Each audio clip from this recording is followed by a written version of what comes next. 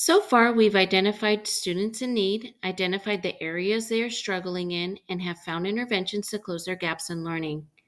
Now it's time to create progress monitoring for our intervention groups. Keep in mind we're being data driven, so our small group instruction is based off of data and should include a goal that can be measured regularly. FastBridge Progress Monitoring does just this. It monitors student progress and organizes the data in a graph. Let's begin setting up our progress monitoring groups.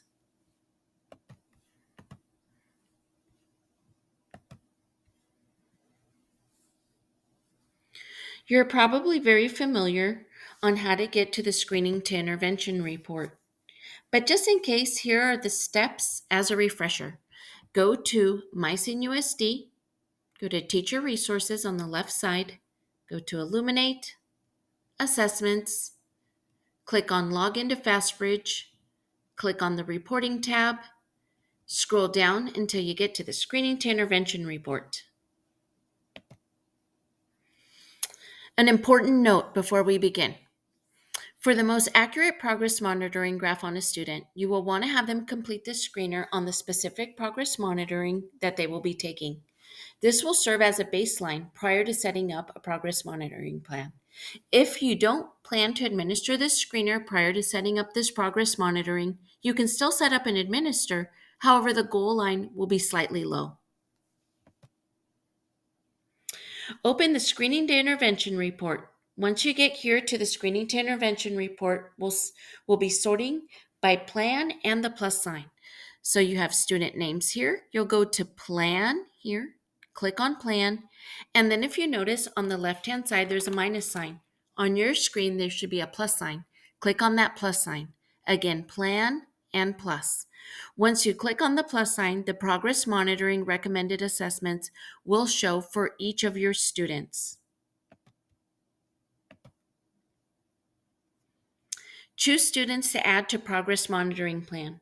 Select students who will be progress monitored by clicking on the box next to their name. If you'd like to set up the same progress monitoring for multiple students at the same time, just click next to their names and go to Create New Progress Monitoring right here at the top.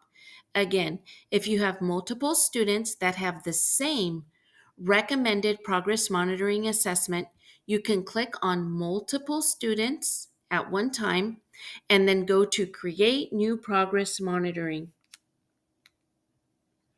FastBridge already will populate the progress monitoring assessment for you on the next form that you will be filling out. We'll take a look at that in just a second.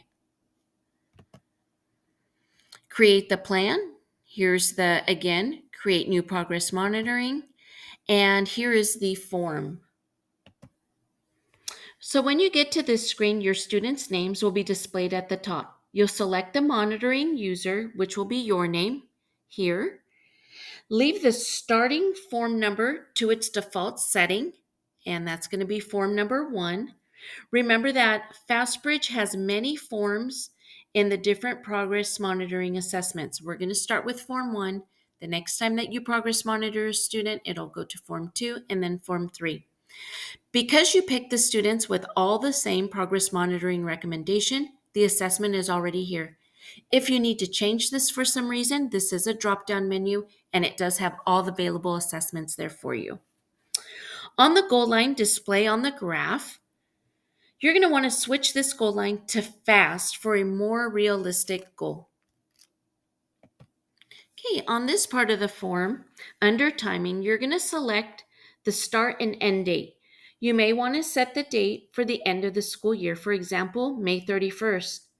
That way you don't have to go back and edit any dates if a student needs to be progress monitored for a longer time and the date that you ended with has already expired. Also for frequency, this section just refers to how often you want the progress monitoring assessment available to you.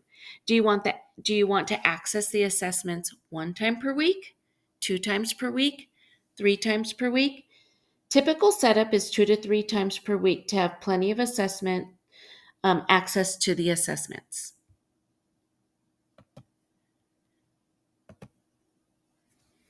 Okay, when you get to this part of the progress monitoring form, which is add an intervention, please note this entire section is optional. You can add an intervention date and frequency if you like, but it's not required, nor does it have any impact on your setup and data.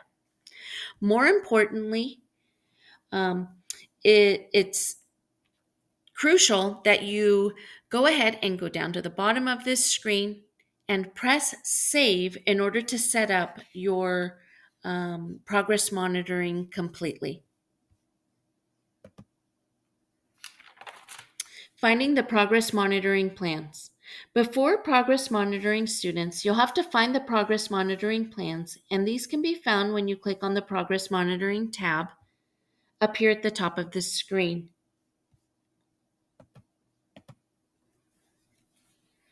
Finding the progress monitoring student pages. In order to progress monitoring, most progress monitoring assessments need to be downloaded and printed. But please note that schools have already been given these printed materials for each of your grade levels. So please see your admin, your TSA, or your team lead for the binder with all the printed progress monitoring passages and pages that you'll need. Still want to show them to you, so just in case you need to go back and print anything very quickly, you can go to training and resources. You'll go to downloads here, and there are two areas that you will specifically be looking at to download the resources. One of them is early reading, and the other one is the CBM reading. Administering the progress monitor. We've gone over how to set up a progress monitor. Now we'll learn how to administer a progress monitor assessment. First, go to your progress monitoring tab at the top of your FastBridge dashboard. On the left-hand side of your screen, you'll see your students' names. We've blurred out the names on our screen. However, if you follow the line with their name, it displays an arrow in a box. And here is where you click to start their progress monitor. Note if you did not do the screener on the student prior to setting up progress monitoring, your start score for that student will be a 0. On the example of student number 2, their start score was a 74 because they did have a baseline. They did do the screener, and now their second monitoring score is a 77. So that's the difference between a student that did not do the screener beforehand, their start score would be a 0, or if you did have the student do the screener, they would have a start score here. Okay, administering the progress monitor. Here we have an arrow that says directions. For a full explanation on how to administer each of the assessments, click on each of these sections under directions. Remember that each progress monitoring assessment is slightly different, so understanding how to administer the progress monitoring is very helpful. So go ahead and on your screen, you can click on each of these sections. So in this example of progress monitoring, we're going to be doing CBM reading, and the passage is called Anna. To administer, you're going to go ahead and start the timer. The student will read the passage in front of them, and then you will be clicking on any words that the student misses. If you want to track their specific errors, you could click here on scoring, and any of the errors that you've highlighted that they've made in reading the passage, you could go in specifically and mark what type of error it is. For example, if it was an omission, then you could click on omission. Administering the progress monitor. So you've started the timer. The student will be reading aloud, and when the timer ends, you'll do one of two things. You'll click on either skip comp or CBM comp, okay? If you click on skip comp, which is skip the comprehension questions, then you will be done with the progress monitoring. If you choose to assess the comprehension, then you would go to CBM comprehension. And please note that students will need to finish reading the passage um, before you ask them all of the comprehension questions that you'll have access to.